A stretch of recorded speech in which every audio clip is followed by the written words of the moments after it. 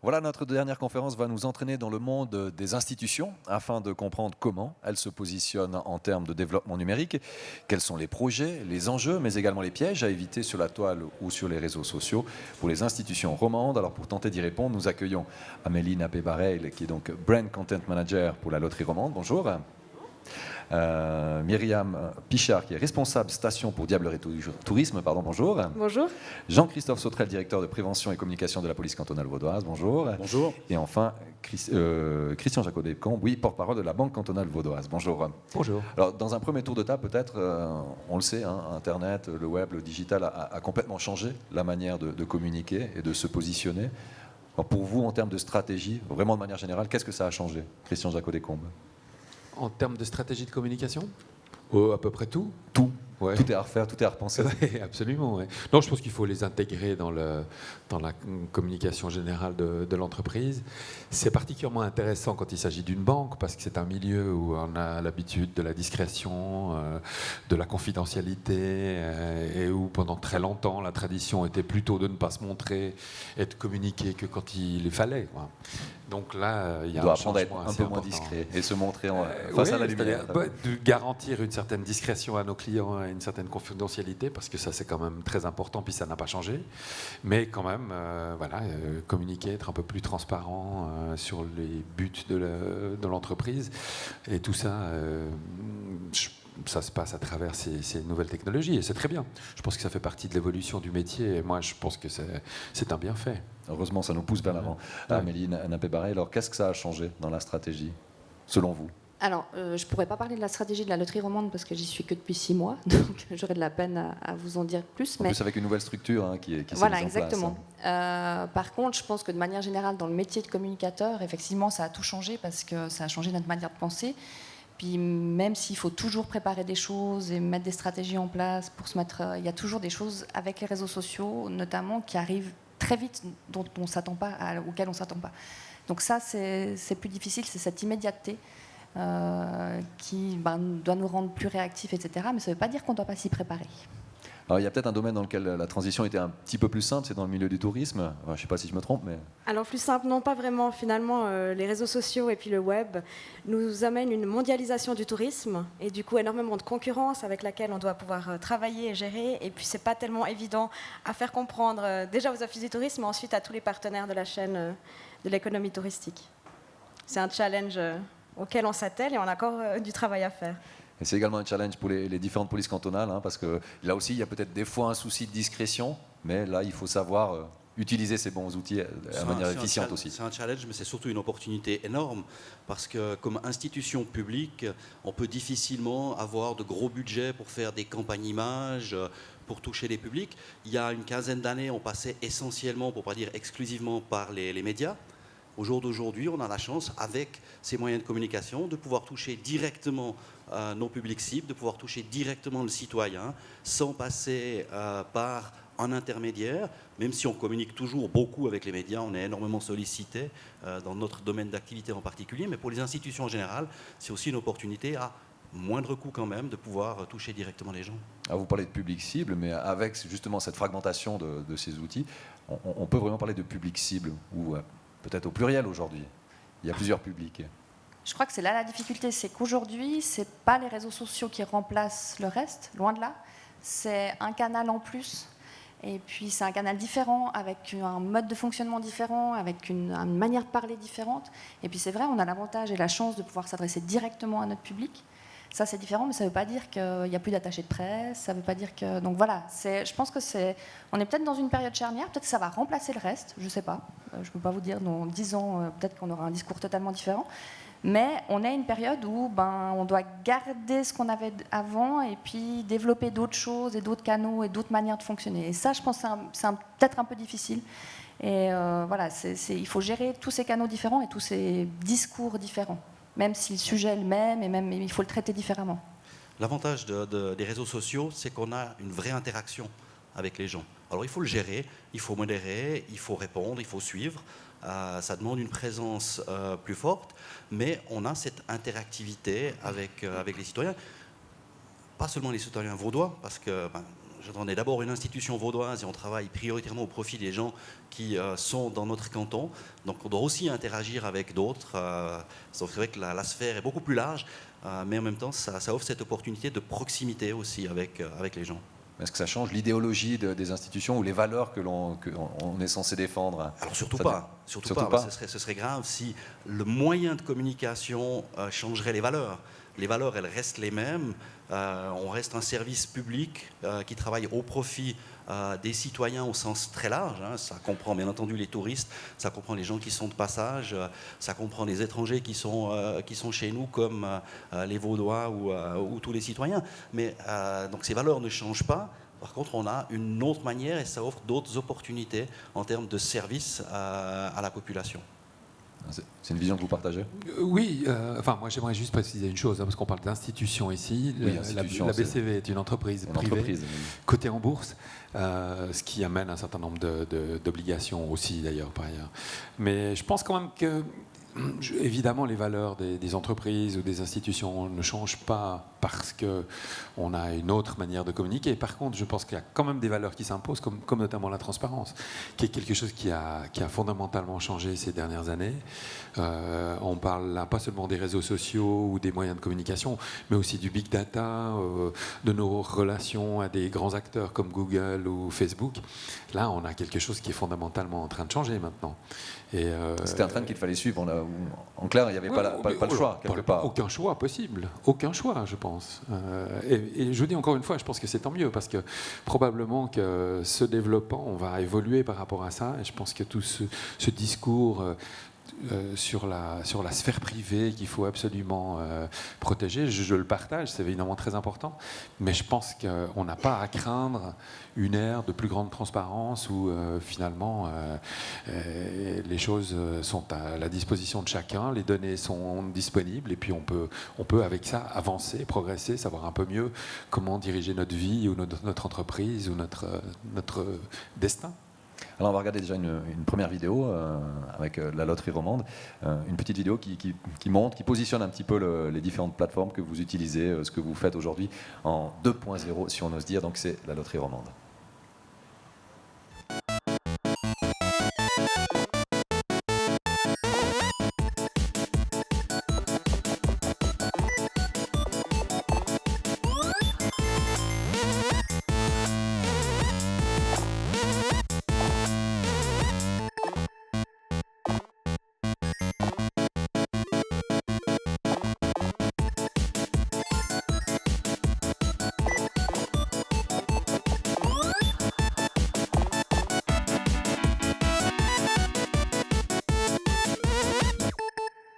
Donc on le voit, différentes plateformes, Twitter, Facebook, enfin les plateformes traditionnelles aujourd'hui de communication dans le numérique. Comment vous avez travaillé pour justement adapter le discours, les propos pour chacune de ces plateformes? Alors, la décision, elle s'est prise bien avant qu'on arrive. Il y a une réflexion dans l'entreprise sur comment communiquer aujourd'hui sur ce qu'on fait, sur ce qu'on est. Les romans, la plupart, je pense, vous savez ce que c'est que la loterie romande, vous connaissez les jeux. Par contre, la loterie romande, elle a été créée pour générer des bénéfices pour l'utilité publique. Et peut-être cette partie-là de ces bénéfices qui sont versés pour l'utilité publique était moins visible. Ça n'intéressait pas forcément toujours les médias, etc. Alors peut-être qu'un événement culturel, c'est plus facile de communiquer sur le fait qu'il est soutenu par la loterie romande, mais voilà, il y a la recherche, il y a le patrimoine, il y a plein d'autres choses.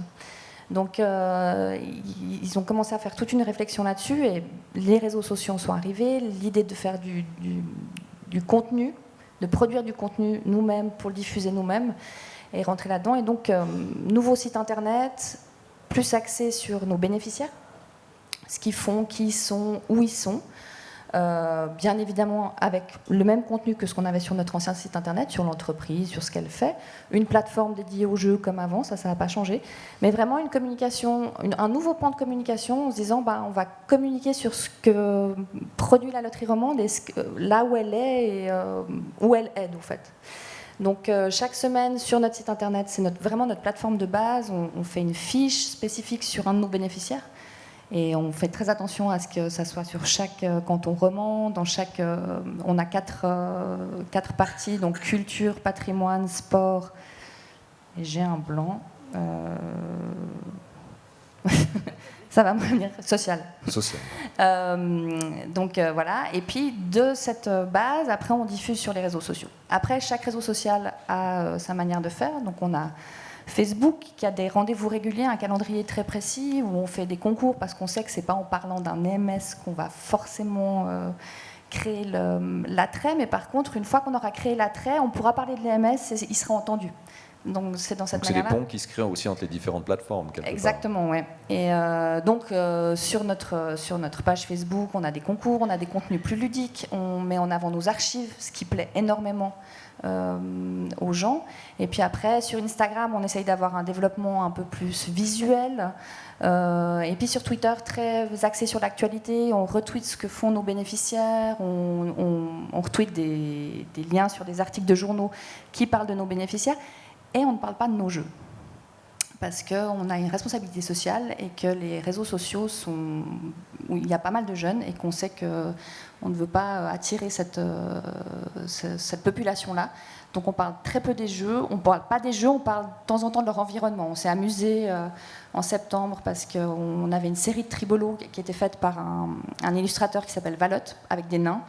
Et puis ces nains, pour les réseaux sociaux, c'était génial. Donc on s'est amusé avec les nains, mais sans parler du tribolo. Donc voilà, c'est un peu la spécificité, c'est que notre core business, on n'en parle pas. Et avec les cigarettiers font la même chose. Et avec la démocratisation des outils de production vidéo, vous êtes lancé aussi dans la création de contenu vidéo, d'images pour mettre en avant le travail que vous effectuez. Alors on essaye, ouais. Et l'idée, c'est on essaye de créer du contenu, mais on ne va pas remplacer la RTS ou toute autre télévision. On va essayer d'avoir du contenu qu'on crée nous-mêmes, mais avec l'angle de la loterie romande. C'est votre propre regard sur ce que vous voulez valoriser. Regard. Alors on va regarder tout simplement ce que ça peut donner en images.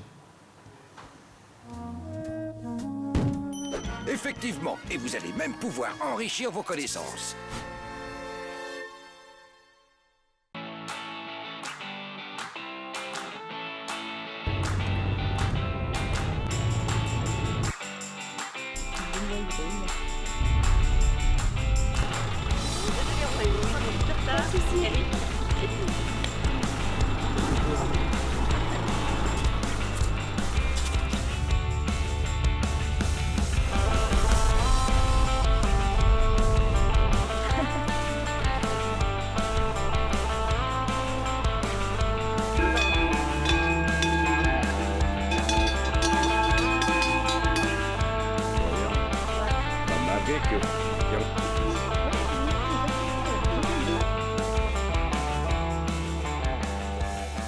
Toutes les vaches, on les pèse sur une balance.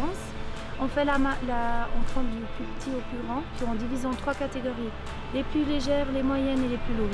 D'accord, et puis après elles combattent toutes dans leur catégorie. C'est des vaches qui viennent du Valais, du canton de Vaud, des fois et de Fribourg. Après les vaches, elles luttent dans ce combat 2 par 2, toujours. Dès qu'elles ont perdu 3 autres partenaires, elles doivent sortir. Il y a 5 personnes dans l'arène qui s'occupent de ne pas laisser lutter plus que 2 entre elles. Ces personnes, c'est des rabatteurs. Et c'est tout le temps les 6 premières qui gagnent une sonnette, une cloche, et qui sont qualifiées pour la finale cantonale au mois de mai. Et c'est les 6 premières de chaque catégorie. Donc des grosses, des moyennes, des petites, des génies, c'est les premiers bouts.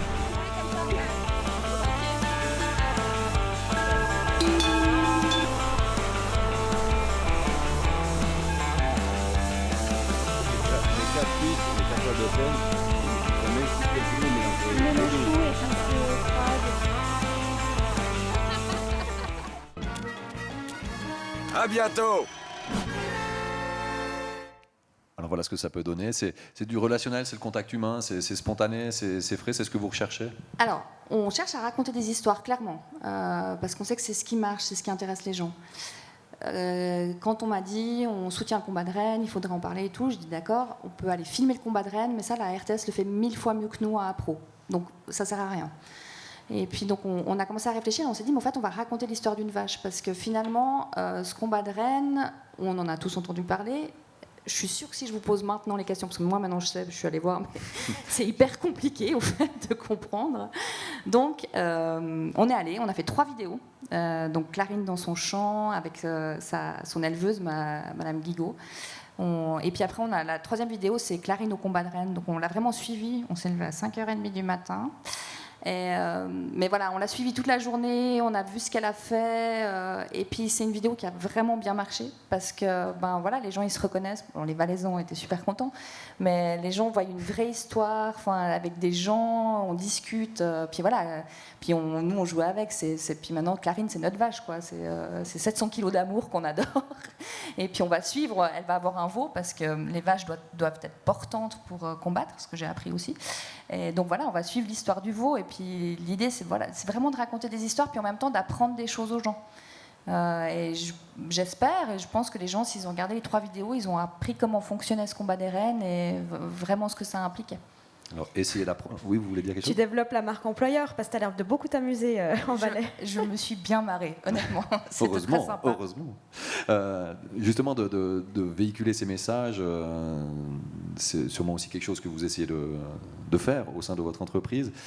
Alors, pas à un même niveau, on n'est pas forcément dans l'émotionnel. Est-ce que vous êtes dans l'émotionnel ou pas ? Non. C'est plus difficile. Non, pas trop, si ce n'est peut-être avec les exploits de notre partenaire Stanislas Wawrinka, puisque de temps en temps, il concentre l'attention sur lui. Alors là, c'est vrai qu'effectivement, on voit sur les réseaux sociaux qu'il y a une forte adhésion, que les gens suivent. Et là, il y a un aspect émotionnel. Mais c'est vrai que pour le reste, on est plutôt dans un registre plus professionnel, où on essaye de donner des informations, fournir de l'aide, donner des conseils. On est plutôt dans ce registre-là de contenu. Et le côté fun, c'est vrai que sur certains départements des réseaux sociaux, on a une liberté de ton, il y a aussi l'image, il y a une rythmique, il y a une dynamique. Est-ce que ça, c'est quelque chose que vous avez en permanence en tête dans les différentes communications que vous mettez en place ? Non, pas en permanence en tête, mais qu'on a sur un canal qui effectivement est une des pages de Facebook qu'on a, qui s'appelle L'avenir est à nous, où effectivement là, ça s'adresse à des gens beaucoup plus jeunes, et on est dans un registre alors qui est beaucoup plus celui de l'entertainment, mais on essaye de limiter ça à ce canal, les autres étant plus liés à l'information économique, à l'information financière, etc. À nos clients. Vous nous avez préparé une petite vidéo qui présente un petit peu votre plateforme, votre portail numérique. Alors vous allez peut-être nous le commenter en direct, où on voit finalement votre positionnement en tant qu'entreprise sur un marché bancaire. Alors, je ne sais pas si on peut voir la vidéo. Je vous le commande volontiers, mais il faut que je puisse le voir. Voilà. Non, ça, alors, c'est en fait une vidéo qui est évidemment pas une vidéo publicitaire. C'était juste pour vous montrer un peu le look de notre nouveau site qui est entré en fonction le printemps dernier. Disons que le site pour nous a une fonction business. Hein. C'est quelque chose qui, d'abord, c'est une passerelle pour aller sur son e-banking. Là, je crois qu'à peu près 80% des gens qui passent sur notre site, c'est pour aller justement faire leurs affaires, faire leurs opérations bancaires. Ce qu'on a voulu faire, la particularité, s'il y a une chose à retenir, disons, sur ce site, c'est qu'on a voulu, et je vous en parlerai peut-être tout à l'heure sur la philosophie de l'entreprise par rapport à la publicité, par rapport à l'image, on a voulu jouer la carte de l'authenticité et de la crédibilité. C'est-à-dire qu'on a utilisé pour tout ce qui est visuel, pour tous les personnages qui apparaissent sur le site dans son aspect look and feel, que des gens, des vrais, qui existent, qui habitent dans la région, qui se sont prêtés au jeu. Certains sont clients, d'autres pas. Mais disons qu'on a mis ça comme une règle en se disant, voilà, ce qu'on veut, c'est que ce site reflète la région, c'est-à-dire le canton de Vaud, puisque c'est notre zone d'opération. Et ça a été vraiment le guideline absolu de la création du site. Le reste étant des fonctionnalités qu'on a mis à jour. Ça, je vous passe les détails. Je pense qu'il y a beaucoup de professionnels dans la salle. L'idée n'est pas de montrer tous les détails, mais enfin, l'idée était de le faire responsive. Donc, au goût du jour, on avait un site qui datait d'assez longtemps. mais on a mis cet accent sur la volonté d'être proche des gens et puis surtout de leur donner de leur tendre une sorte de miroir. Ce qu'on voulait, c'était que les Vaudois, nos clients, se retrouvent dans ce qu'on voyait sur le site. L'interactivité est importante aussi ou pas forcément? Oui, sur le site évidemment un peu moins, mais par contre sur les réseaux sociaux où on a une présence assez marquée, oui bien sûr, là c'est quelque chose qu'on essaye de développer. Alors je ne sais pas si vous voulez montrer maintenant le panneau de notre présence sur Facebook ou si vous l'avez prévu plus tard. Il y avait surtout la vidéo avec votre... Voilà, c'est ça. Donc ça c'est l'ensemble de nos présences sur les réseaux sociaux. On a 3 pages sur Facebook. Une qui est une page institutionnelle, mais là l'idée est de donner beaucoup d'informations sur la banque, sur ses résultats, choses comme ça. L'avenir est à nous, c'est cette page destinée aux jeunes dont je vous ai parlé tout à l'heure. Et puis on a aussi une page sur le Silicon Valley Startup Camp. Ça c'est une opération qu'on mène chaque année depuis 3 ans maintenant, où on emmène 10 jeunes étudiants des hautes écoles vaudoises dans la Silicon Valley pour essayer de développer chez eux l'esprit d'entreprise. Alors on a toute la communication autour de cette opération. Ça c'était un choix stratégique, ne se fait que sur cette page Facebook. On n'utilise pas les autres supports. Elle est dédiée. Et l'idée, c'est que les étudiants qui deviennent forcément avec les années des alumni continuent de fréquenter cette page et pour l'idée de monter une communauté qui soit un peu rassemblée autour de cette problématique des startups et de la création d'entreprises. Mais c'est important pour vous tous d'exister sur ces différentes plateformes parce que pas forcément ça va vous amener du trafic ou un nouveau public, mais on se doit d'être sur ces plateformes. Oui, absolument. Enfin, nous, la vision qu'on avait par rapport au site et aux réseaux sociaux, c'est un peu, si vous voulez, le site est un peu notre îlot de souveraineté, c'est-à-dire que le site, on le gère, on sait ce qu'on met, voilà, c'est un peu notre vitrine, qui serait comme ça un peu placée au milieu de la place du marché. Mais il y a le marché tout autour, donc les gens qui circulent, qui vont ici, qui vont là, qui repartent, etc. Ça, pour nous, c'est plutôt les réseaux sociaux. Donc l'idée est d'avoir une présence sur ces différents canaux et puis de les ramener d'une manière ou d'une autre à un lieu où notre information est centralisée, c'est sur le site. Et je pense que bientôt, on devrait mettre en place un blog d'information économique où là, on est plus encore dans un registre de contenu et d'information et moins de communication ou d'appui au business. Jean-Christophe Sautrel. C'est évident qu'on doit être où les gens se trouvent. Aujourd'hui, les réseaux sociaux font partie de la vie d'une grande partie de la population. Et donc, les institutions doivent aussi se trouver sur ces réseaux sociaux. Ça permet non seulement d'interagir, ça permet de répondre à un certain nombre de critiques ou au contraire de félicitations, parce qu'on a aussi beaucoup de citoyens qui disent tout simplement merci. Ils ne l'auraient pas fait autrement. Ils peuvent le faire relativement facilement sur les réseaux sociaux. Donc c'est aussi une opportunité dans ce cadre-là. Et je crois qu'on a aujourd'hui une vraie interaction avec la population, avec les citoyens sur ces réseaux sociaux. Alors Myriam Pichard, cette interaction sur les réseaux sociaux, sur les différentes plateformes, elle est extrêmement importante dans le monde du tourisme, ça c'est évident. Effectivement, nous on a un petit peu les rigolos de la table ronde de ce soir. On a même osé Snapchat récemment. Pas par moi, par une collègue plus jeune, parce qu'il paraît que c'est pour les jeunes. Mais c'est vrai que même sur ce canal-là, où on poste peut-être des photos, des vidéos rigolotes, bah, les gens nous répondent et puis nous partagent. Récemment, on a reçu un bonhomme qui nous montrait qu'il mangeait une fondue en Angleterre en pensant au Diableret, donc c'est assez sympa. Et puis on parlait tout à l'heure de proximité avec les clients, et puis ça c'est quelque chose, vraiment une opportunité qui est très importante pour nous, c'est de pouvoir apprendre à connaître nos clients et puis leur proposer quelque chose vraiment de ciblé. On ne va pas vendre la même chose à la mère de famille qui réserve ses vacances de février ou au freerider qui veut venir faire le fou sur nos pentes du glacier. Et ça, c'est un outil qui est vraiment extrêmement important, une spécificité des médias sociaux qu'on emploie régulièrement. Donc cette notion de proximité, quelque part, elle vous permet d'avancer plus facilement, de mieux comprendre ce qu'attendent les gens, que ce soit vos clients ou les personnes que vous visez.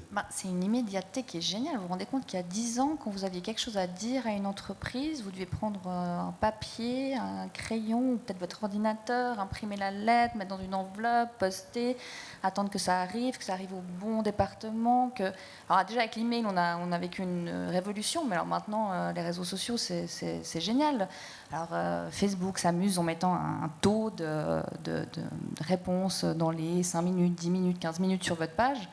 Mais c'est vrai qu'on essaye de répondre assez vite. On n'est pas obligé non plus de répondre tout de suite parce qu'il faut aussi prendre le temps de répondre bien. Mais ça veut dire que vous pouvez réaiguiller très vite et très facilement les gens et leur répondre. Et tout ce temps où vous pouvez leur répondre plus vite, c'est un temps où ils s'énervent moins aussi. Et ça, c'est génial. Enfin, je veux dire, On répond plus vite, mais il y a plus de domaines aussi dans lesquels il faut répondre. Est-ce que ça change la méthodologie de travail dans la communication? Il faut répondre sur Facebook, Twitter, de manière complètement différente. Ouais, mais c'est pour ça qu'il y a des nouveaux métiers. Voilà, exactement. Oui, et puis plus d'emplois, ce qui est une excellente chose d'ailleurs. Mais c'est vrai que oui, ça change notre organisation. Nous, quand on a mis en place les réseaux sociaux, assez vite, voilà, disons, le début des réseaux sociaux à la BCV, c'était, peut-être certains d'entre vous s'en souviennent, il y a quelques années, on a eu une panne de BCVnet. Puis elle est mal tombée parce que c'était en fin de mois. Et les gens devaient faire leur paiement, les entreprises devaient verser les salaires. Et après un jour, c'était déjà pas terrible. Après 2 jours, c'était juste catastrophique. Et la pression montait. Là, les médias, on a même eu des médias qui nous appelaient pour dire alors l'e-banking, il est où? On repart, etc. Et on s'est rendu compte d'une chose qui était assez intéressante, c'est qu'on a doublé les effectifs du call center, parce qu'évidemment les gens appelaient, puis ils voulaient passer leurs opérations, etc. Et on remarquait une angoisse, enfin beaucoup de téléphones, etc. Et on a commencé à communiquer sur les réseaux sociaux en disant tout simplement, écoutez, pour l'instant on est sur la panne, mais on peut vous dire qu'avant ce soir, ça ne sera pas réglé, quoi. Dès le moment où on a mis ça en place, les appels du call center ont baissé de moitié. Parce qu'on avait quelque part, grâce aux réseaux sociaux, pu gérer cette angoisse sur mais alors quand est-ce que vous allez me répondre, comment ça?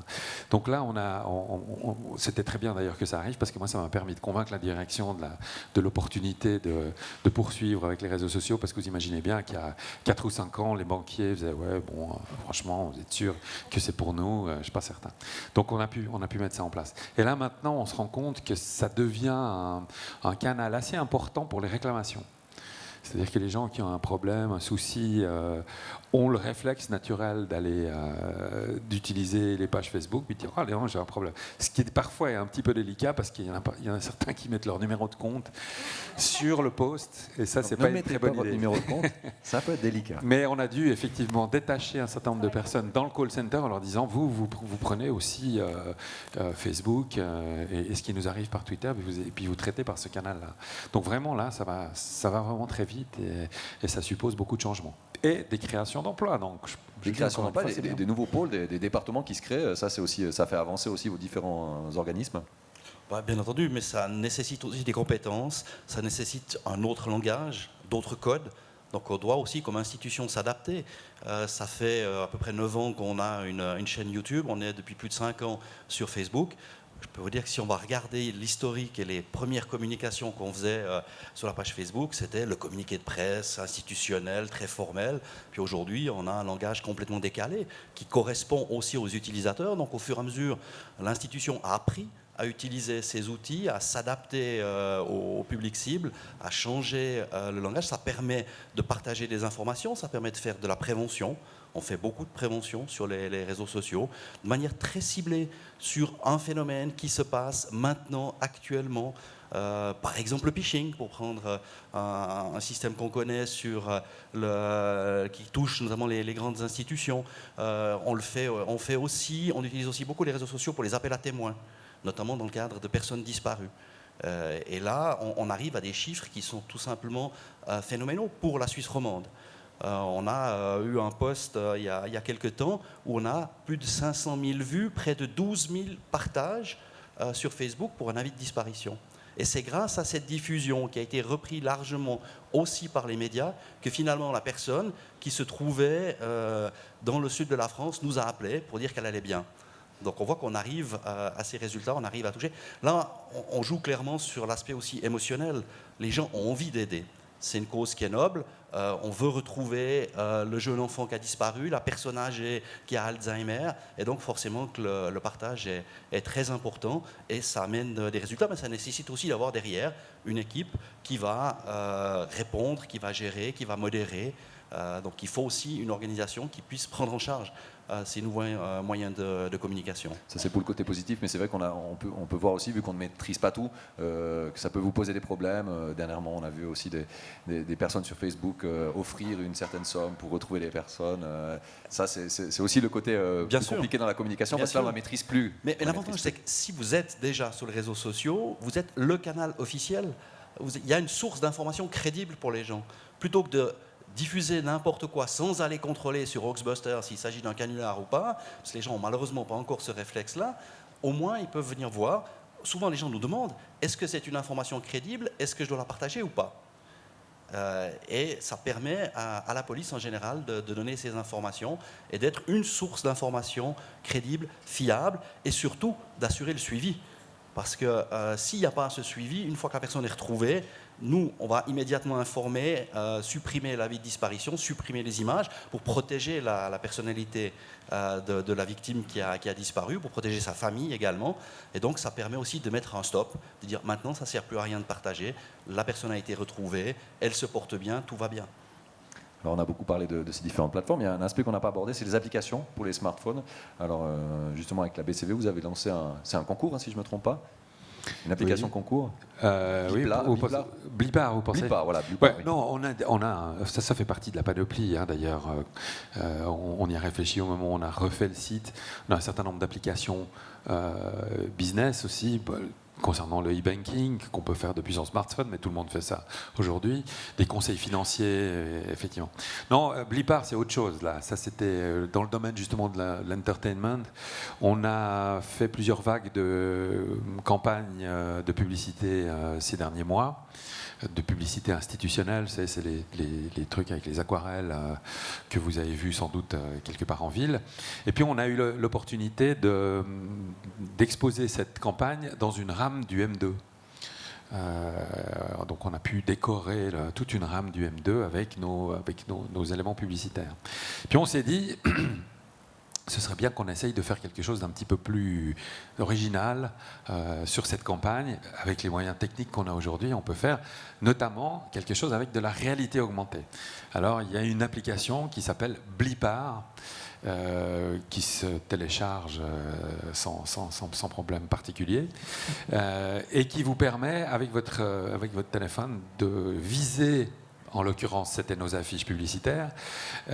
Et puis de voir à ce moment-là se déclencher un phénomène de réalité augmentée qui nous amenait sur des clips du canton de Vaud qu'on a filmé avec des drones pendant l'été. Voilà, c'était juste ça l'idée. L'idée étant d'offrir aux gens du métro une sorte de distraction. Vous savez, le métro, c'est un peu gris, un peu déprimant le matin. Et on s'est dit, tiens, ça va peut-être leur faire plaisir de pouvoir, comme ça, regarder des beaux paysages sur leur téléphone pendant leurs 8 minutes de pendulaire. Et donc on a monté ça, si vous voulez, en plus de la campagne, en disant voilà, téléchargez l'application et puis regardez ça. On l'a agrémenté par un petit concours, mais qui se passe de manière irrégulière, c'est-à-dire tous les 6 semaines, je crois. Mais ça souligne, vous l'avez dit, l'originalité. On recherche aussi l'originalité des fois quand on communique avec ces types d'outils. Pas tout le temps, parfois. Bien évidemment, mais parfois. Vous alliez me poser la question de savoir si c'était un succès, non? Ça venait. Ça venait. Donc je peux répondre? Vous pouvez répondre. C'est un en train de magnifique et total échec. Mais vous êtes bien amusé. Et ça vous fait rire en plus. Mais je pense que, comme on va souvent dans la Silicon Valley, on apprend là-bas quelles sont les vertus de l'échec et que c'est quelque chose qu'il faut faire de temps en temps dans sa carrière parce que comme ça on apprend et puis en plus on a moins peur de l'échec. Mais là on s'est totalement planté. C'est-à-dire que ça marche pas du tout. Et on a essayé de réfléchir et de savoir un peu pourquoi. L'idée probablement c'est que on ne peut pas demander aux gens comme ça de télécharger une application. C'est pas aussi automatique, notamment quand on est dans une situation où on n'a pas de Wi-Fi.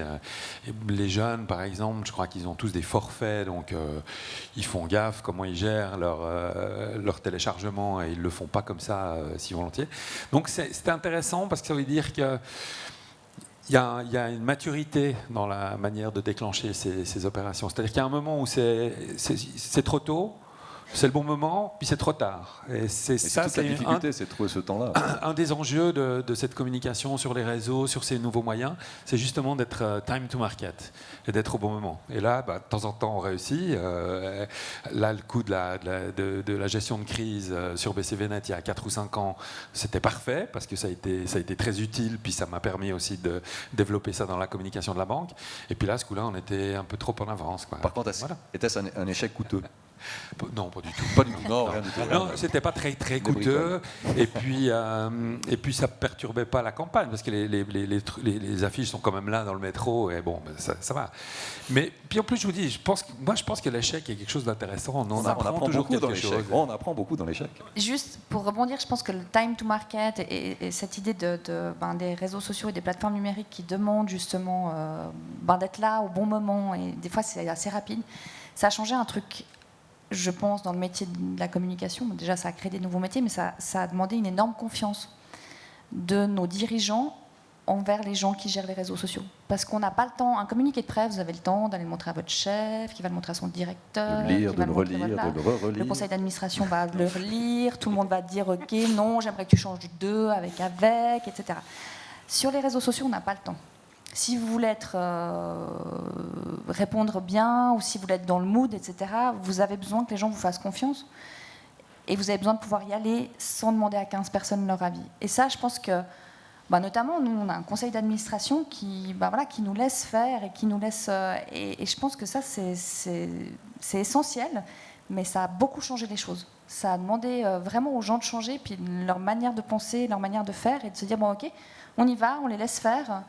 On estime que c'est des professionnels qui savent ce qu'ils font, qui le font avec le bon message, etc.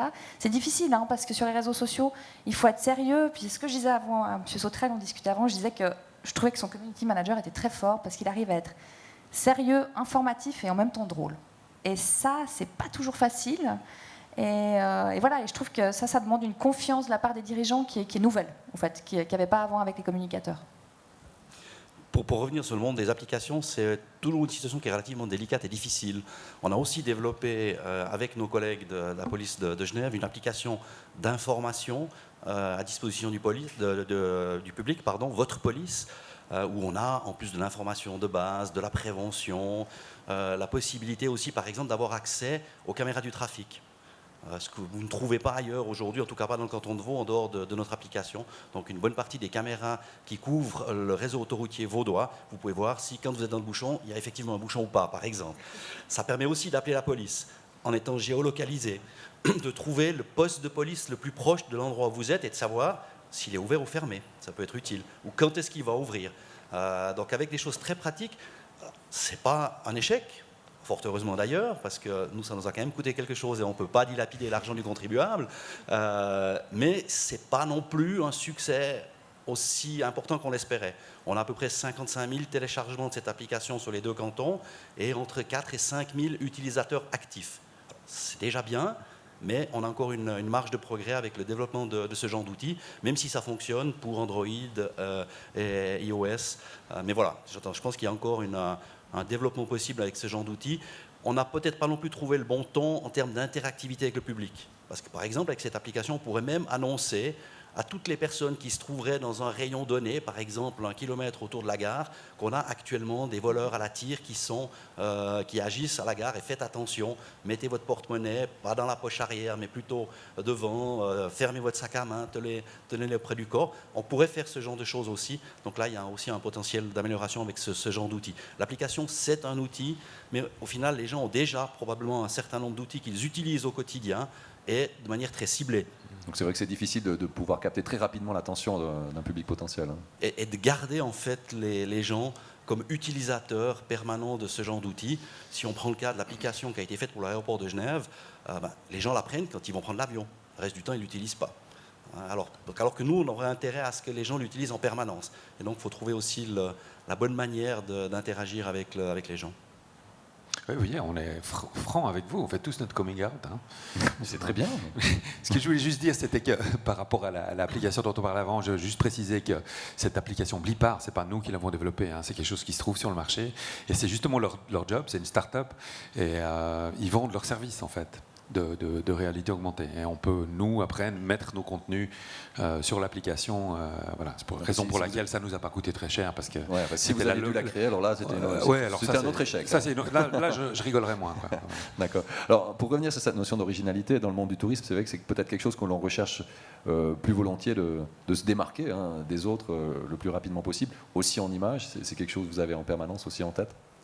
C'est vrai, peut-être de se démarquer, mais surtout d'être au moment présent, très rapide, d'être dans l'instantanéité. Un matin, on va peut-être se dépêcher de ne pas prendre le métro, mais de se réveiller parce qu'on sait qu'il a neigé, pour être la première station à poster une photo d'une montagne enneigée avec un beau soleil pour faire envie aux gens. Au niveau de l'originalité, bien sûr, mais on a quand même toujours ce côté institutionnel qui est ancré en nous. On nous a conseillé parfois de nous faire violence et puis d'être un petit peu plus rock'n'roll, on va dire, dans notre ton utilisé sur les réseaux sociaux, mais c'est quelque chose qui n'est pas facile tous les jours. Et puis, on l'utilise peut-être sur d'autres canaux, justement, peut-être plus un Snapchat où on va rigoler, que sur un Facebook, on va rester quand même assez institutionnel. On essaie de faire un peu d'humour, mais ce n'est pas toujours évident. Puis c'est vrai qu'avec l'image, on a beaucoup de choses à faire, mais je pense qu'on est aussi le plus petit budget du plateau ce soir. Il y a ça, c'est vrai que...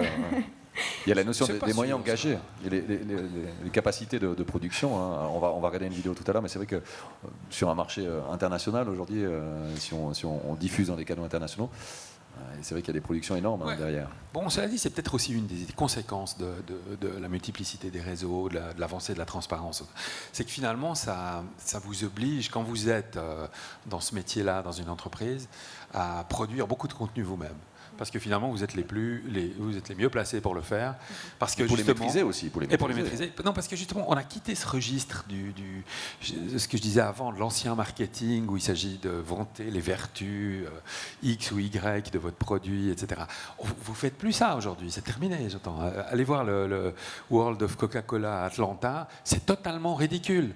Ça date de 20 ou 30 ans, et vous voyez que des gens qui chantent les vertus de ce... C'est une pièce de musée. Aujourd'hui, les gens, comme ils ont la possibilité d'aller tout vérifier, vous ne pouvez plus leur raconter des histoires et leur dire on est les plus beaux, les meilleurs, ça ne les intéresse absolument pas. Mais ça existe encore. On a eu un exemple là, ce matin, j'étais à NIPConf, en bas à l'EPFL, présentation de start-up, de boîtes technologiques, etc. Il y en a eu deux. C'est chacune présentée par son patron. Il y en a un, il est venu, c'était le vrai VRP français. On est une entreprise formidable, regardez. Il avait des slides avec les logos, les machins, tout ce qu'ils étaient capables de faire. Il a tout expliqué, etc. Les gens bâillaient et s'ennuyaient à mourir. Juste après, un autre type est arrivé, c'était d'origine hongroise probablement, avec un accent magnifique. Mais alors lui, il maîtrisait...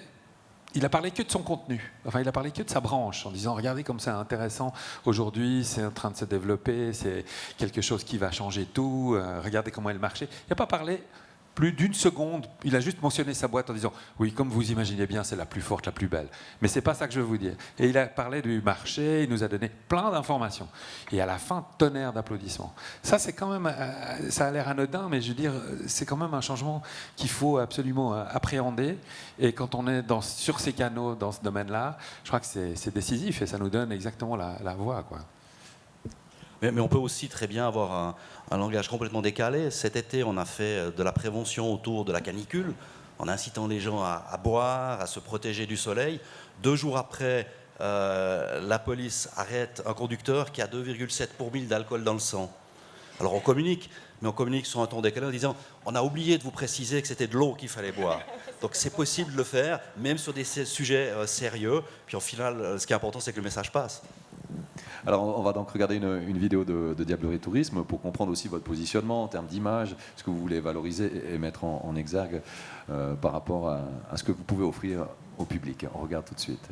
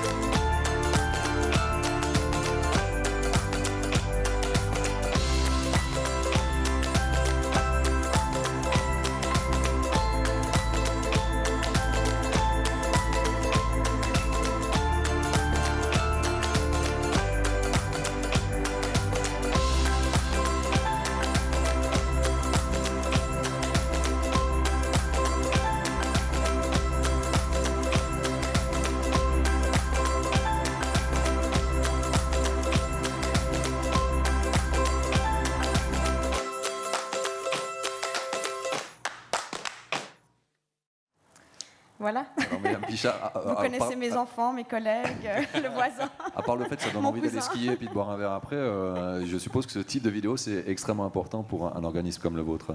C'est vrai, on y a mis beaucoup d'énergie, beaucoup de passion. Je pense que ça faisait des années qu'on n'avait même pas pensé à créer, à oser demander un devis pour créer un contenu vidéo. Et puis, on l'a fait. Je précise, ça, c'est pas la vidéo pour le web. Elle est quand même un peu longue, mais on s'est dit, qu'est-ce qu'on doit montrer maintenant? C'est de l'expérience, de l'émotion, montrer à mon goût et au goût de mon équipe, montrer une vidéo où il y a un super bon skieur pendant 30 secondes qui dévale une pente hyper raide. C'est pas ça qui va faire venir les gens. On défend donc les stations des Diablerets, de Villars, Grillon et B. On a des clientèles qui sont complètement variées. On a des clientèles qui viennent à la montagne pas pour skier, qui viennent pour se promener, pour boire un vin chaud, etc. Et puis c'est ce qu'on a voulu montrer, vraiment l'expérience globale de la montagne. Et puis je crois que c'était pas si mal réussi. Si vous montrez ça à un Indien, je pense que ça va être killer. Hein.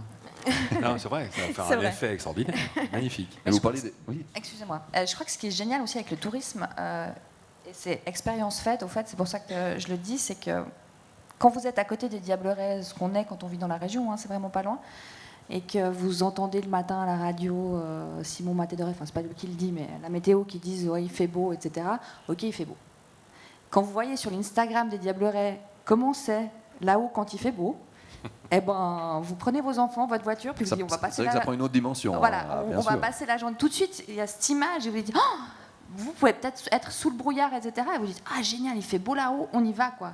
Ce qu'il y avait avec les webcams, etc. Mais là, vous consultez juste votre compte Instagram, votre Facebook ou n'importe, et vous voyez le truc et vous dites ah c'est bon, on y va, et puis on monte.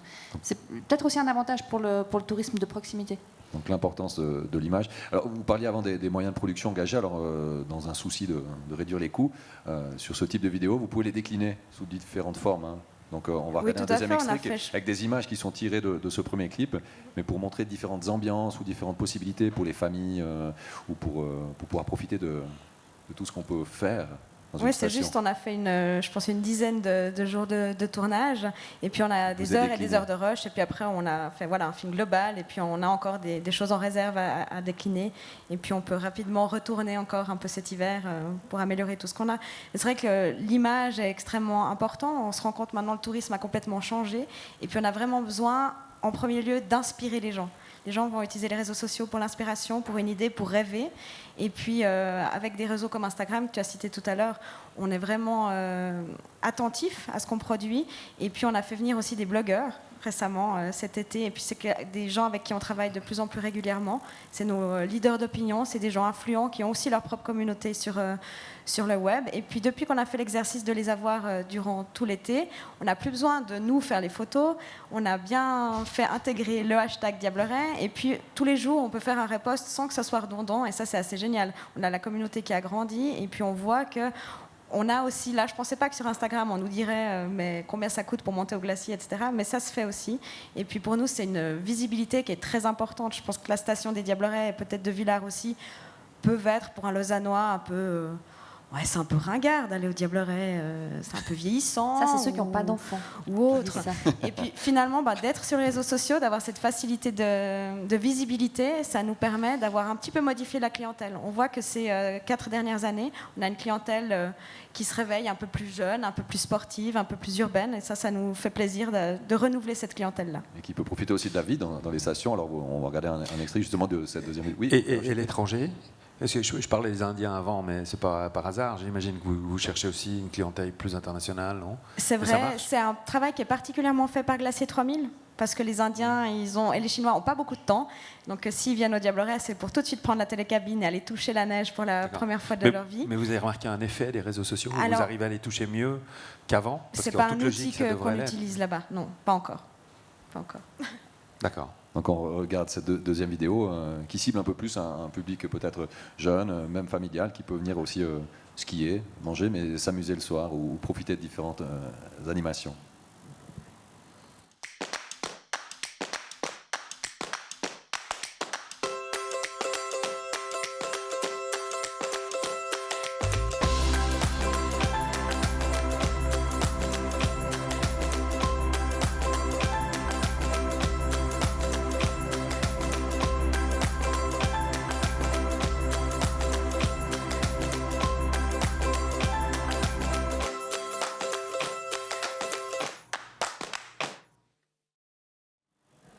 Donc c'est donc un bon exemple des différents formats qu'il faut savoir utiliser. Celle-ci, elle était diffusée sur votre site internet ou c'était une utilisation pour le Facebook ou... Plutôt pour les médias sociaux, effectivement. Bon, on a fini de les produire et de les monter cet été, et puis on préférait promouvoir l'été, donc elles n'ont pas encore été très utilisées aujourd'hui. Mais c'est vrai que vous parliez de site internet. Là, on a un énorme challenge, en fait, parce que jusqu'à 2011, les offices du tourisme vaudois, en général, pensaient qu'il fallait simplement informer, pas assez vendre. Et puis, on a fait le pas qu'il fallait faire, à mon avis, où on est dans la bonne voie pour tout ce qui est médias sociaux. Mais ce qui nous manque, c'est peut-être moins pour les institutions, mais c'est ce taux de conversion. Aujourd'hui, on est dans la notoriété, mais on n'est pas du tout dans la vente. Et là, on est dans un combat de chasse au clic, parce que personnellement, quand je vois une belle publicité, venez skier à Verbier, réservez votre chalet, si je dois faire 3 clics, ça me saoule, je pense que vous aussi. Et puis là, on n'est vraiment pas du tout un bon exemple. Et c'est un immense travail qui est fait sur tout le canton de Vaud actuellement, de revoir la place de marché, de revoir la proposition des sites internet qui soit un peu moins informatif, plus vendeur, et puis que l'accès à la vente soit fait, enfin à l'achat de son séjour de vacances soit beaucoup plus facile et beaucoup plus aisé. C'est pas forcément un questionnement que vous avez à la police cantonale vaudoise. On n'est pas... Détrompez-vous, parce qu'on est aussi dans les administrations aux prestations en ligne. Pour simplifier justement toute la partie administration, commande de prestations, on peut aujourd'hui déposer plainte en ligne de manière à pouvoir simplifier aussi cette interaction. Les gens le savent, le font facilement? Ça commence, alors après ça dépend, on est quand même encore dans un système où les bases légales sont relativement contraignantes. On est encore dans un monde papier où il faut signer, apporter un document, vérifier une identité, mais on essaie au maximum de simplifier, d'une manière générale, pas seulement pour la police, pour l'ensemble de l'administration. Il y a un portail de toutes les prestations en ligne qui existent aujourd'hui pour l'administration cantonale vaudoise, par exemple.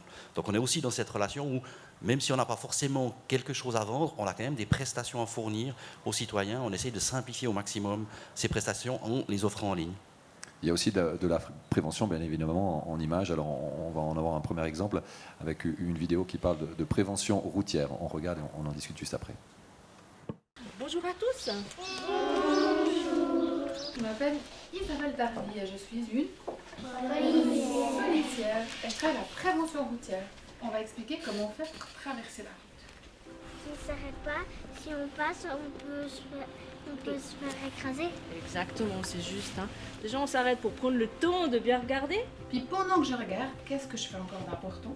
Écoutez. Ici, il n'y a pas de véhicule ou que les roues du véhicule se soient complètement arrêtées, alors tu peux traverser en marchant. Est-ce qu'une voiture qui roule à 50 km/h arrive à s'arrêter sur ça? 1, 2, 3. 3 pas, exactement, ça fait environ 3 mètres. Et à 50 km/h, en une seconde, il faut savoir que la voiture, elle parcourt 15 mètres. Alors si je roule à 60 km/h, on rajouterait encore 7-8 pas de plus. C'est le plus petit qui est au bord, d'habitude ça devrait être le plus gros qui est au bord. Et surtout, qu'est-ce qu'elle a oublié de faire? Là, la tête, de taper le pare-brise. Là aussi, ça va faire mal. Pas sur le passage piéton, parce que là, la voiture bleue, quand elle va continuer sa route, elle peut le rouler sur les pieds. Donc vous allez trouver toutes les bêtises qu'il ne faut jamais, jamais, jamais faire. Mais quand vous la mettez comme ça dans le dos, c'est que vous allez partir en avant en cas d'accident et vous pouvez vous cogner la tête contre le siège de devant. Malheureusement, même si on a beaucoup de force, on ne peut pas se retourner vers la voiture. Ben, c'est comme si on tombait du 3e étage d'une maison.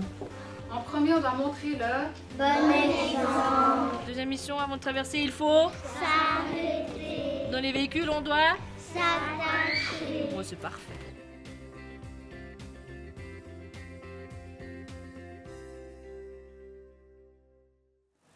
Donc ça fait sourire, on a pu le constater dans la salle, il y a un côté émotionnel. C'est le rôle qu'on recherche avec ce type de vidéo? Bien sûr, si on veut faire passer un message, il faut forcément susciter une émotion aussi.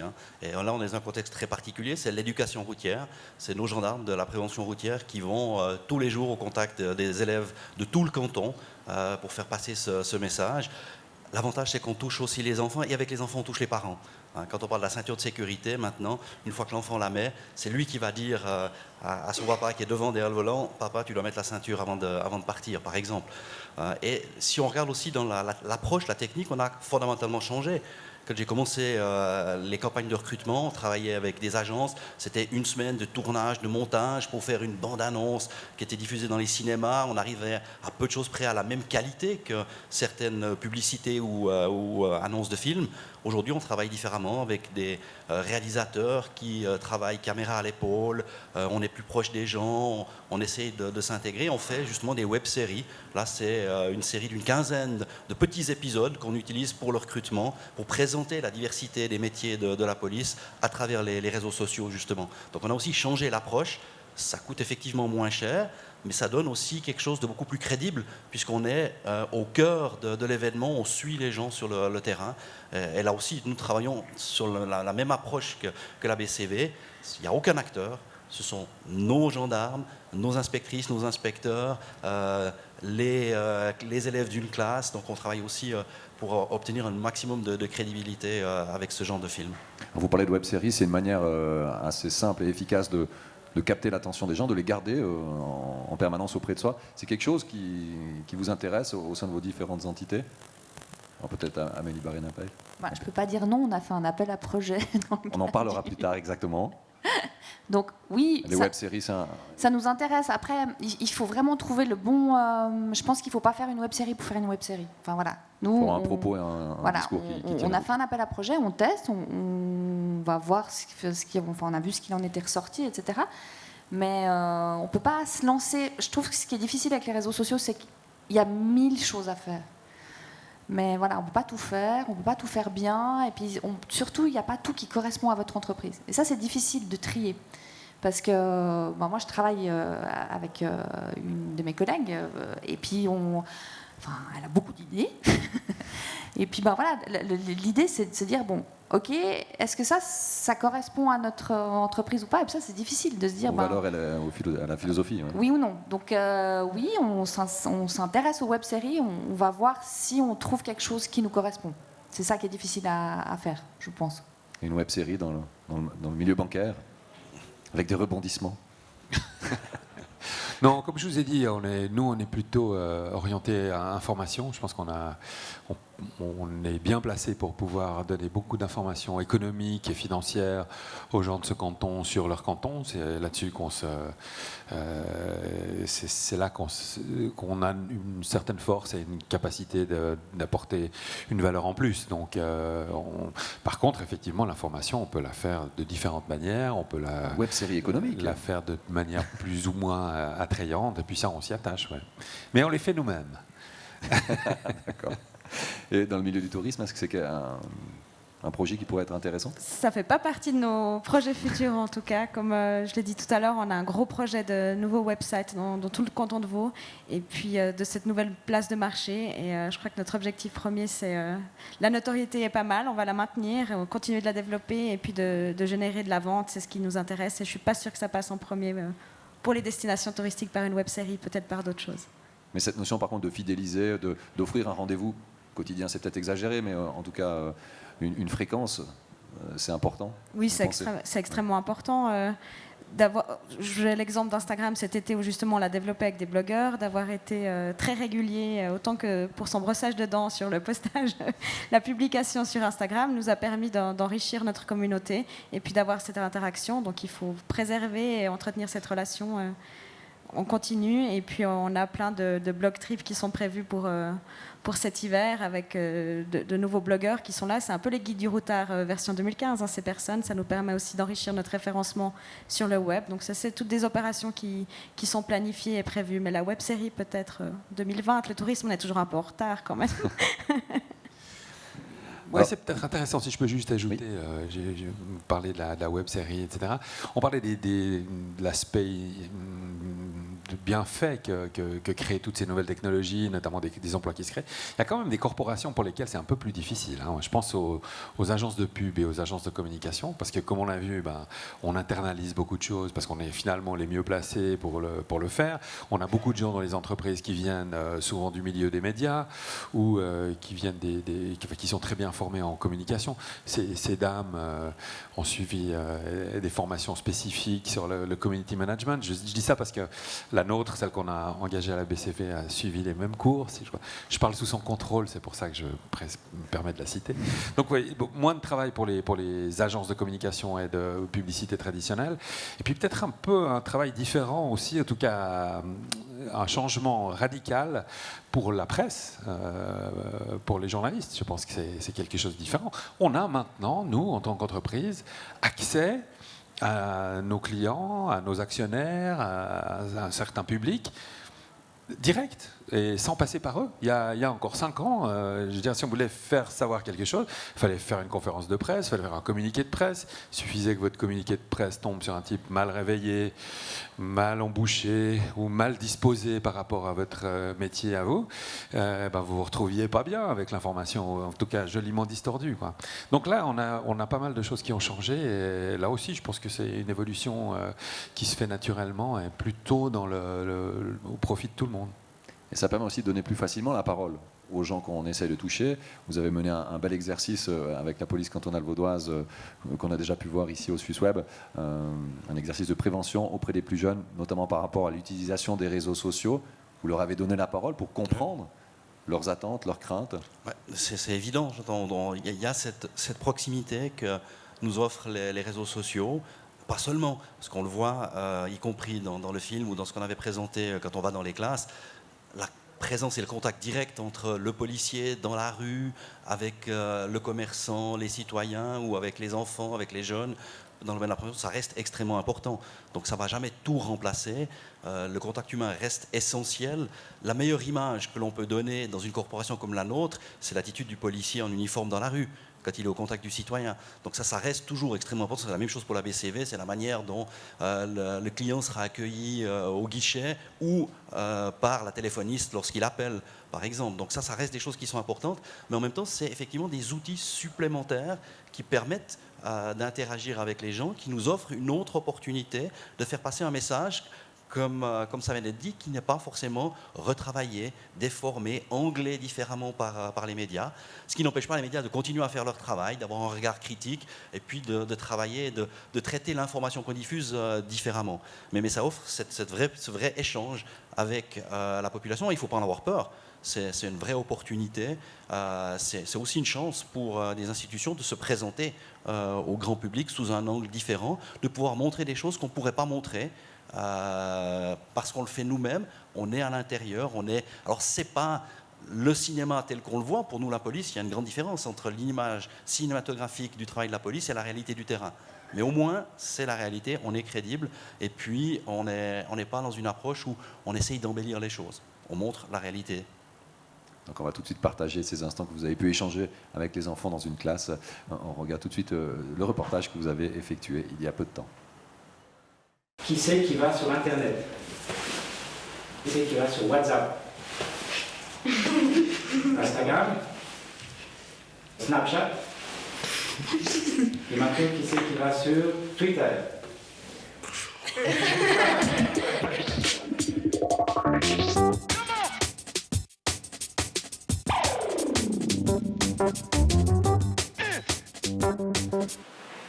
C'est bien. Et toi? Je sais pas moi. Moi, c'est si la photo elle me plaît, je la mets. Puis si ça va plaire aux gens. Ouais, surtout s'ils vont aimer et tout. Qui les verra. Voilà, qui les verra. Avant, des fois, je demande à ma mère si ça va ou pas. Genre, quand même que je sois habillée. Si elle n'est pas choquante. Moi, je regarde toujours si, genre, on voit mon décolleté. Et puis, si on voit pas beaucoup, je la mets, quoi.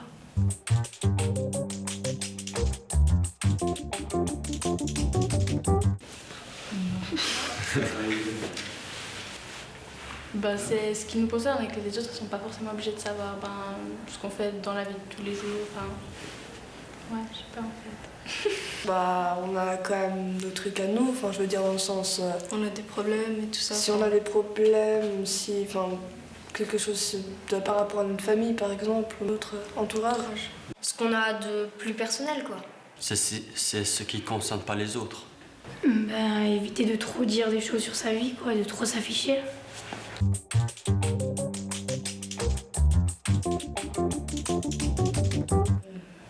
Plus trop.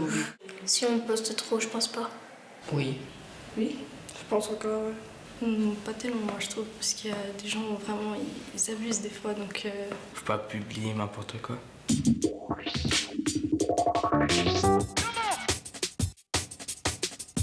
Il n'y a pas besoin que tout le monde sache qu'on se gratte sous la douche, par exemple. Il y a que...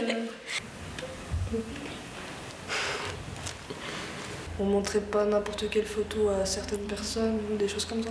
Pas poster genre des photos un peu, genre par exemple de notre sexe ou des trucs comme ça.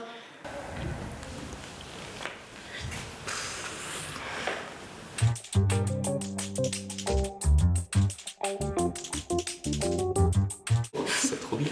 C'est trop bien. Bah ouais. Parce qu'il y a des gens que je connais pas, puis ils n'ont pas forcément besoin de savoir ma vie.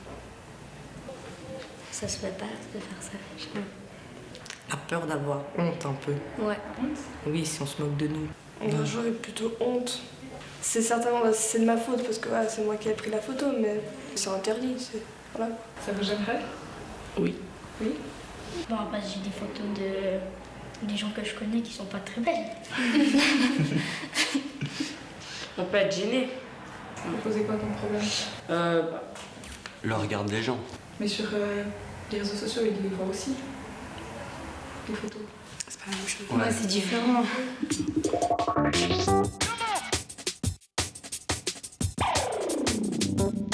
Déjà, si elle a la photo de quelqu'un d'autre, puis que la personne, justement, elle n'est pas très belle sur la photo, après, elle peut se sentir pas bien. Par exemple, une fête où on a mal fini. En gros, si elle est reprise et que quelqu'un s'amuse à la mettre un peu partout, on sent un petit peu de honte. Puis ça peut aussi faire échec à notre avenir, parce que si par exemple notre futur patron il voit toutes ces photos et tout ça, ça va pas tellement faire un aspect sérieux. Le harcèlement, justement. Si c'est sur quelqu'un, ça peut le rendre triste et puis il peut se suicider par là.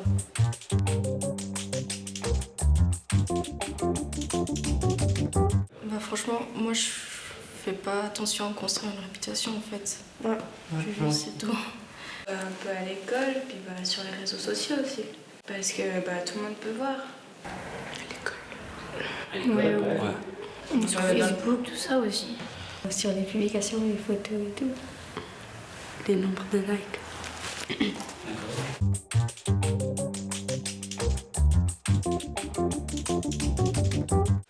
Je pense que je vais me sentir un peu plus libre, parce qu'à chaque fois, ça parle et tout. Moi, je sais pas, j'arrive pas.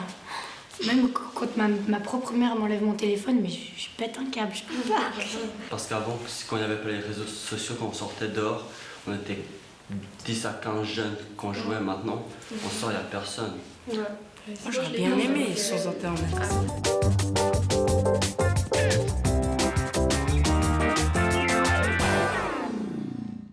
Jean-Christophe Sauterelle, avec cette opération, quel enseignement retirez-vous, notamment en termes de potentielle communication que vous pourriez faire à l'avenir dans ce domaine-là? Alors, je crois que c'est un bon panel des jeunes d'aujourd'hui.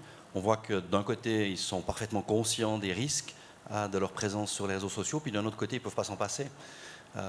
L'exemple de la photo que je publie sur Facebook, ça ne pose pas de problème, mais je ne pourrais pas l'avoir dans le hall de la cour d'école.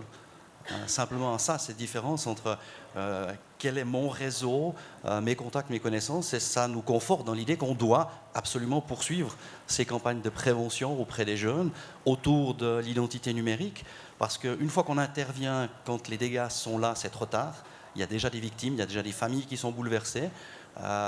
Et on essaye vraiment de sensibiliser les jeunes sur le bon comportement à adopter sur les réseaux sociaux, pour eux, pour leur avenir aussi. C'est pas d'interdire, parce qu'on voit très bien qu'interdire, ça sert à rien, puisque la jeune fille qui n'a pas son téléphone, elle ira sur celui de sa copine le lendemain, où elle trouvera un autre moyen avec la console de jeu qui est aussi connectée à Internet. Donc il faut trouver d'autres solutions, il faut les sensibiliser à la réalité de ces réseaux sociaux aujourd'hui. C'est en menant ce type d'opération qu'on comprend ce qu'on peut encore potentiellement faire sur différentes plateformes numériques, que ce soit pour vous, mais aussi pour les autres intervenants. C'est évident, on a l'avantage. Alors, on a les deux niveaux. Là, on a un contact direct avec des jeunes qui nous donnent des informations, qui donnent leur vécu, leur ressenti. Et puis, malheureusement, la police est confrontée quotidiennement à des affaires beaucoup plus graves qui sont en lien aussi avec les réseaux sociaux. Donc, on est aussi dans cette réalité-là. Donc, on s'appuie sur les deux aspects pour pouvoir faire une prévention qui soit le plus juste possible. Le problème avec la prévention, c'est qu'on arrive à comptabiliser les événements qui se passent. On n'arrive pas à comptabiliser les événements qu'on a pu éviter. Est-ce que selon vous, il y a des limites dans la communication qu'on peut avoir sur ces différentes plateformes aujourd'hui? Alors, vous mettez en avant les valeurs de vos différentes entreprises ou entités, mais est-ce que vous mettez des limites quand même? Non, mais clairement une limite. C'est-à-dire qu'on ne veut pas communiquer avec des gens qui ont moins de 18 ans. C'est pas notre but. C'est pas notre. Enfin voilà, les concours qu'on fait, on a des règlements très stricts où les gens qui ont moins de 18 ans n'ont pas le droit de participer. Donc on sait que. C'est difficile d'y parvenir justement. C'est difficile d'y parvenir parce qu'on peut pas faire, mais on pourrait créer un groupe Facebook en demandant aux gens de nous envoyer une photo de leur carte d'identité pour qu'ils puissent. Mais ça, c'est difficile. Bonne chance. Voilà. C'est pour ça qu'on a décidé de pas le faire. Mais c'est pour ça qu'on ne communique pas sur les jeux. Parce qu'on on veut pas atteindre cette population-là et que sur les réseaux sociaux, c'est difficile de faire la part des choses. Donc, on décide de ne pas communiquer sur nos jeux, sur les réseaux sociaux, pour ne pas atteindre cette population-là. Mais c'est une grande partie de la population qui est sur les réseaux. Mais il ne faut pas dire non plus que c'est que les jeunes qui sont sur les réseaux. Ça, c'est fini. Facebook, c'est la majorité des romans. Donc, voilà, c'est ma mère qui a 70 ans et c'est mes neveux qui en ont 12. Voilà, c'est vraiment toute la population romande. Christian Jacolet-Combe, il y a aussi des limites selon vous dans la manière, le public qu'on vise?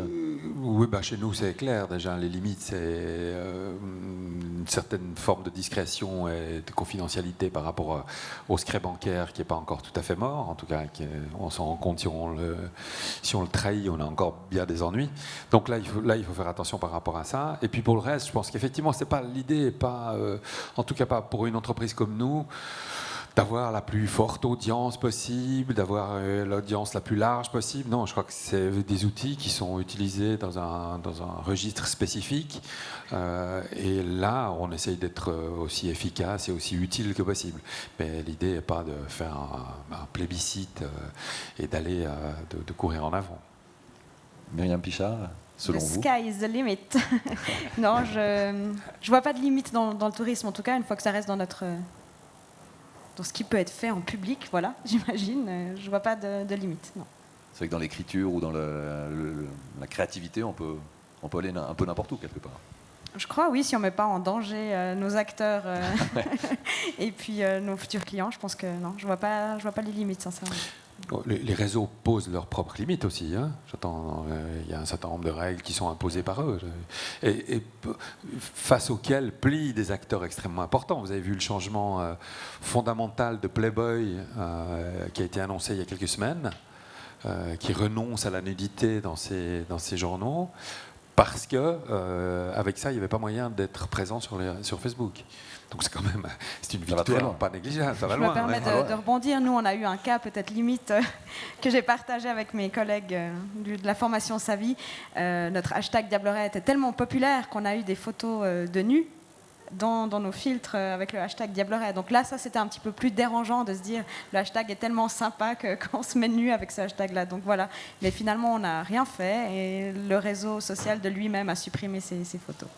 Et pour la police cantonale vaudoise? C'est évidemment que pour la police, on est aussi le garant des lois, donc on doit appliquer les mêmes règles, alors dans notre propre production, mais aussi sur ce que les gens vont mettre sur notre mur. Et donc on a mis en place toute une série de filtres pour tous les propos qui soient racistes, xénophobes, antisémites, et ce qui nous oblige aussi à avoir un suivi, d'être en permanence aussi à regarder et à supprimer des commentaires qui seraient totalement déplacés. Comme institution, on ne peut tout simplement pas se le permettre. Je pense que là, nos institutions sont très différentes parce que c'est vrai qu'on n'a pas le même genre de commentaires quand on est la police vaudoise que quand on est la loterie romande avec des boules rigolotes et sympas. Et voilà. Donc c'est aussi la matière qui fait que vous avez des commentaires différents. Mais ça ne veut pas dire qu'il ne faut pas faire de veille. On peut tous avoir des problèmes. Mais... Puis en même temps, il faut aussi accepter la critique. On est dans un réseau constitué principalement d'amis, donc forcément qu'on ne va pas non plus nous réagir à chaque critique, à chaque mise en cause. S'il y a une information à donner, on va le faire, mais le réseau lui-même va s'autogérer, les autres amis vont répondre, donc il faut aussi accepter de s'exposer, sinon il ne faut pas aller sur les réseaux sociaux, clairement pas. Et est-ce que la concurrence a changé avec l'éclatement et la fragmentation de ces réseaux sociaux? Bon, peut-être dans le monde du tourisme, c'est plus facile de l'imaginer, mais dans les autres organismes, est-ce que c'est aussi le cas de figure? Alors peut-être vous, Myriam Pichard. Oui, la concurrence a vraiment changé, mais pas forcément par rapport à je pense pas forcément par rapport à la qualité de contenu qu'on peut proposer, mais à la présence et puis peut-être de nouveau aux moyens. Et on est dans un marché clairement concurrentiel. Et puis, voilà, peut-être le clic en trop fera qu'on va choisir une destination plus que l'autre. Donc c'est pour ça on se doit d'être présent, on se doit de développer nos outils, et ça c'est essentiel. Ce qui a changé aussi, c'est que les frontières sont plus les mêmes. Parce qu'on est dans un monde qui est complètement ouvert et donc on doit interagir avec des gens qui sont à des milliers de kilomètres. Et ça, c'est aussi la nouveauté. On n'est pas uniquement avec notre public régional, vaudois, roman, mais on interagit avec des gens qui sont au Québec, qui sont en Belgique, qui sont en France, qui ont peut-être une autre relation, par exemple, avec leur police. Et donc, on est aussi sujet à devoir gérer ce genre d'interaction, ce genre de critiques, mais aussi de félicitations et de remerciements. Christian Jacquot-Descombes, la concurrence, est-ce qu'elle a changé? Ou la manière de la percevoir? Je suis assez sceptique là-dessus. En tout cas, si la question est est-ce que vos concurrents se positionnent différemment, il faut être honnête. Hein. Il y a un exemple en Suisse romande qui est une banque sœur, mais en même temps concurrente, qui est la Banque cantonale de Fribourg. Alors eux, ils ont pris l'option, je ne sais pas, peut-être maintenant ils ont changé, mais il y a la dernière fois qu'on en a parlé, c'était très clair pour eux, pas de réseaux sociaux. Ça ne les intéressait pas. Ils font juste une vague veille pour voir que personne ne dise trop de bêtises à propos d'eux, mais c'est tout ce qu'ils font. En gros, ça ne change rien par rapport à nous. Ils ont la même santé économique, ils font des très bons résultats, ils se portent très bien, je crois que leur canton les apprécie. Donc en gros, ce n'est pas critique, quoi. Alors voilà, c'est peut-être que plus tard, si les années passent et que les choses continuent d'aller dans ce sens, on verra des différences. Mais pour l'instant, franchement, là, on n'en voit pas. Et chez les acteurs bancaires en Suisse, c'est assez divers finalement. Les grandes banques ont une présence extrêmement marquée, mais c'est vrai que pour elles, c'est un peu différent parce qu'il y a justement cette dimension internationale. Alors ça leur permet effectivement d'installer leur marque, leur message de manière beaucoup plus vaste. Ça, c'est clair. La différence avec la Banque cantonale de Fribourg se verra peut-être au niveau du renouvellement de la clientèle et puis de voir la tranche d'âge des clients de la banque quand même. Peut-être. J'espère, tous ceux de la Broye viendront chez nous. Le message est lancé. Peut-être pour terminer un dernier tour de table, une question un peu vaste, l'avenir, comment vous le percevez dans vos domaines respectifs, vos départements respectifs, en termes de création, parce qu'on parle aussi de création quelque part derrière, de communication, il y a une envie d'aller de l'avant et en permanence de proposer peut-être des choses aussi innovantes. Comment est-ce que vous percevez cet avenir? Un avenir plus ou moins proche, ça dépend pour... Comment on se situe? Bon, moi, j'ai le sentiment chez nous, en tout cas, que c'est quelque chose qui va très rapidement déborder du domaine de la communication. On vient de créer un département multicanal à la banque et dans ces divers canaux, il y a aussi bien les agences dans lesquelles on reçoit encore des clients en nombre, il y a aussi bien les bancomates que l'e-banking, que Facebook comme canal de réclamation, mais qui peut-être va devenir un canal transactionnel d'ici quelques années, on ne sait pas, ça dépend. Si les serveurs un jour sont plus aux États-Unis mais en Suisse, ça pourrait devenir possible. Donc la transformation, à mon avis, elle est plus large que le simple domaine de la communication. Elle va même concerner probablement le core business, puisque vous savez qu'aujourd'hui, il y a des moyens de paiement qui sont en train d'éviter les banques parce que les moyens de communication sont tellement sophistiqués, tellement rapides et tellement efficients qu'on voit des choses qui sont en train de s'installer. Donc pour moi, l'avenir, il est totalement ouvert. Et la communication, c'est une petite part de cette révolution qui est en marche, enfin qui a commencé, qui est déjà bien installée et qui va probablement se poursuivre encore dans les prochaines années. Amélina Pébaret. Moi, je crois que l'avenir, on ne sait pas trop, en fait, parce que ça change tellement vite. Vous construisez quelque part. On construit avec, j'ai envie de dire, c'est sûr qu'on suit ce que Facebook, Instagram, Twitter, etc. sortent, parce qu'ils sortent tout le temps des nouveautés, et puis qu'on essaye d'être dedans et de voir quelles sont les opportunités, s'il y en a pour notre entreprise ou pas.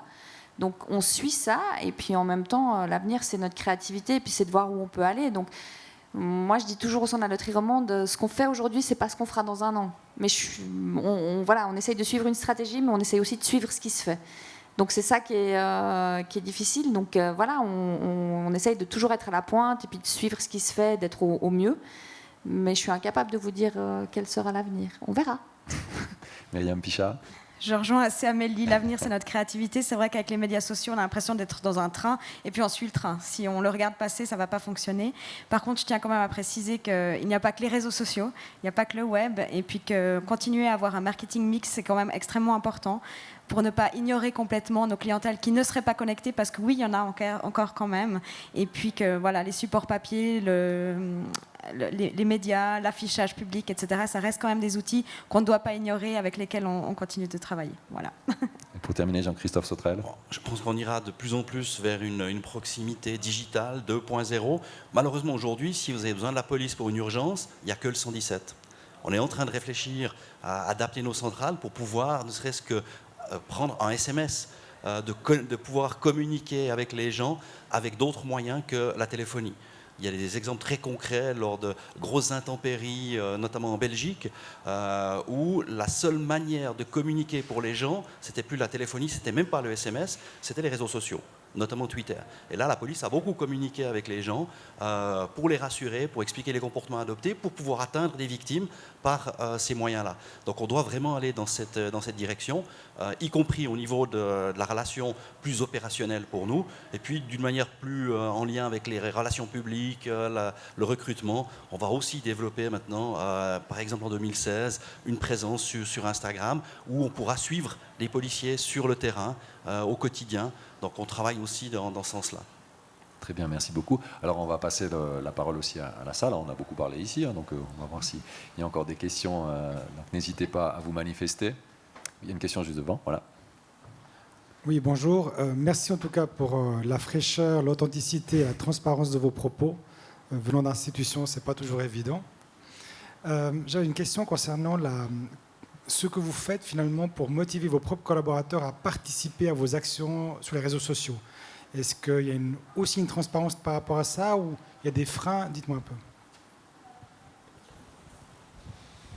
Non, enfin en tout cas dans la banque, il n'y a pas vraiment de freins, si ce n'est des freins techniques, parce qu'on a, disons, c'est technique, mais on a un accès qui n'est pas très vaste, parce qu'en fait on utilise le système informatique pour le travail, et c'est vrai qu'on restreint au maximum les possibilités de trafic pour simplement des raisons de bande passante, donc évidemment c'est pas très encourageant. Et quand on essaye de monter une opération, on est toujours un peu en porte-à-faux, parce qu'on dit aux gens oui, on sait, on vous limite un peu, mais on essaye quand même de, voilà.